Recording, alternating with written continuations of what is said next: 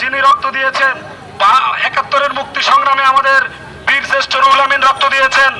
আমাদের এই ২৪-এর গণ আন্দোলনে আপনারা দেখেছেন নোয়াখালীরা জায়গায় জায়গায় নিউক্লিয়াস দিয়া এই শহীদ আসাররে দৌড়াইছে। অন্টুমটাম বলে আঙ্গরে কয় নোয়াখালী করে বাদ দিয়ে বিভাগ হইব, আর কাছে বড় আশ্চর্য লাগে। এরে নোয়াখালীরা ৬৯-এর গণ আন্দোলন কিভাবে করতে হয়েছে এটা আঙ্গ দাদাভাই দেখাইছে। এরপরে ২৪-এ আরব দাদাভাই আমাদের মাস্টার মাইন্ড মাহফুজ খেলা দেখাইছে।